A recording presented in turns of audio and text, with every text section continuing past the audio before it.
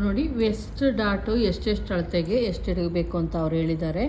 28, 35, 36, 35ವರೆಗೂ ನಾವು 2.5 ಡಾಟ್ ಹಿಡಿಬೇಕು. Chest shape ಅಂತ ಕೊಟ್ಟಿದ್ದಾರೆ ನೋಡಿ, ಆ ಥರ ಬರುತ್ತೆ ಅಂತ. ಮತ್ತು 36 to 45 3 ಇಂಚು, ನಾನೇನು 3 ಇಂಚ್ ತೊಗೊತೀನಿ. ಅದು 45 ಎಬೋ ಅಂದರೆ ಜಾಸ್ತಿ ಎದೆ ಸುತ್ತ ಅಳತೆ ಇರೋರಿಗೆ ಚೆಸ್ಟ್ ಜಾಸ್ತಿ ಇರುತ್ತೆ ಅಂದ್ಬಿಟ್ಟು 3.5ವರೆಗೂ ತೊಗೊಬೋದು. ಮತ್ತು ಹೆವಿ ಚೆಸ್ಟ್ ಇರೋರಿಗೂ ಕೂಡ ಈ 3.5ನೇ ತೆಗೆದು ನೋಡಿ. ಇವತ್ತಿನ ಕ್ಲಾಸಲ್ಲಿ ತುಂಬ ಜನ ನಾನು ಸ್ಟಿಚಿಂಗ್ ತೋರಿಸಿದ್ದೆ, ಕಟಿಂಗ್ ಬಾಡಿ ಅಳತೆ ತಗೊಂಡು ಮಾಡೋದನ್ನು ತೋರಿಸಿದ್ದೆ.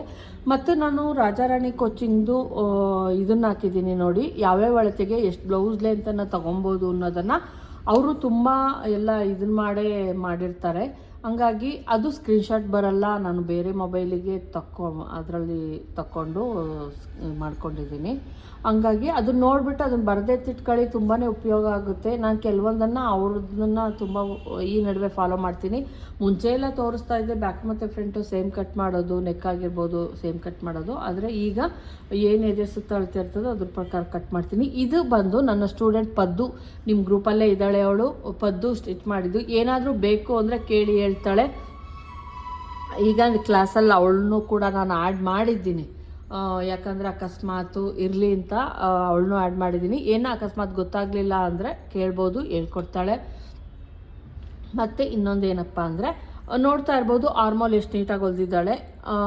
ಇದು ಬ್ಯಾಕು ಅಷ್ಟೇ, ಫ್ರಂಟು ಅಷ್ಟೇ. ಫ್ರಂಟೆಲ್ಲ ಏನು ಗ್ಯಾಪ್ ಬರಲ್ಲ. ಒಂದು ತೋಳಾಗಿರ್ಬೋದು, ಇಲ್ಲಿ ಕೂರ್ಸೋದಾಗಿರ್ಬೋದು ಎಲ್ಲ ನೀಟಾಗಿ ಕೂರಿಸ್ಬೇಕು. ಇಲ್ಲ ಅಂದರೆ ಏನಾಗುತ್ತೆ, ಕಷ್ಟ ಆಗುತ್ತೆ ನೀವು ವೇರ್ ಮಾಡಿದಾಗ. ಥ್ರೆಡ್ ಪೈಪಿಂಗ್ ಆಗಿರ್ಬೋದು, ಚಿಕ್ಕ ಮಿಷಿನಲ್ಲಿ ಒಂದು ಸ್ವಲ್ಪ ಕಷ್ಟ ಆಗುತ್ತೆ ಥ್ರೆಡ್ ಪೈಪಿಂಗ್ ಮಾಡೋದು. ನಾರ್ಮಲ್ ಏನು ಹೈ ಸ್ಪೀಡ್ ಮಿಷಿನ್ ಇರುತ್ತೆ ಅದರಲ್ಲಿ ಚೆನ್ನಾಗಿ ಬರುತ್ತೆ. ಇದನ್ನು ಕೂಡ ಪದ್ದು ಸ್ಟಿಚ್ ಮಾಡಿರೋದು.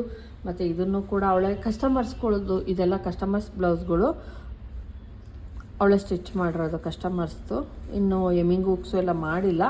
ಅವಳಿಗೆ ಯಾರು ಕೊಡ್ತಾರೆ ಅವಳು ಅವ್ರ ಊರ ಹತ್ರ ಅವಳದೆಲ್ಲ ಅವಳು ಸ್ಟಿಚ್ ಮಾಡ್ತಾಳೆ. ಇದನ್ನು ಕಟ್ಟಿಂಗ್ ನಾನೇ ಮಾಡಿಕೊಟ್ಟಿದ್ದೆ. ಕಟ್ಟಿಂಗ್ ಗೊತ್ತಾಗಲ್ಲ, first time front normal, back boat neck ಬೇಕು ಅಂದ್ಲು. ಹಂಗಾಗಿ ನಾನೇ ಕಟ್ ಮಾಡ್ಕೊಂಡಿದ್ದೆ. ಆಗಿದೆ ಇದು ನೋಡಿ, ಈ ರೀತಿ ಮಾಡ್ಕೊಂಡಿದ್ದಾಳೆ, ಈ ಡಿಸೈನ್ ಇಟ್ಟಿದ್ದಾಳೆ.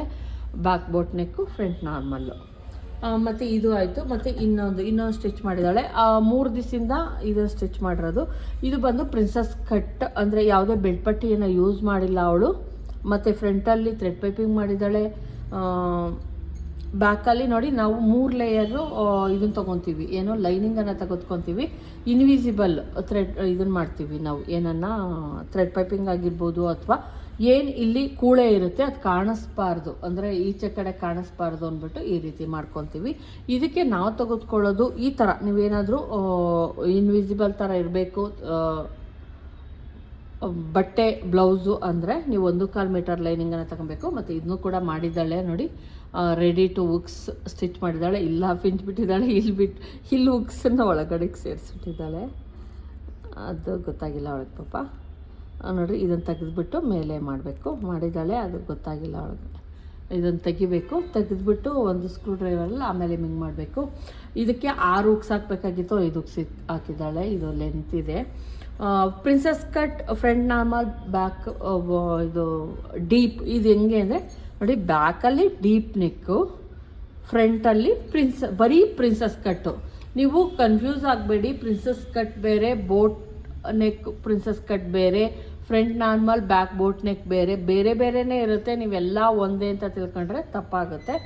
ಇದು ಬಂದು ಪ್ರಿನ್ಸಸ್ ಕಟ್ಟು, ಫ್ರಂಟು ಬ್ಯಾಕು ನಾರ್ಮಲ್ಲು. ಇದು ಬಂದು ಬ್ಯಾಕು ಬೋಟ್ ನೆಕ್ಕು, ಫ್ರಂಟು ನಾರ್ಮಲ್ಲು. ಆ ಥರ ಬೇರೆನೇ ಇದಿರುತ್ತೆ, ವೇರಿಯೇಷನ್ ಇರುತ್ತೆ ಒಂದೊಂದು ಬ್ಲೌಸ್ಗೂ.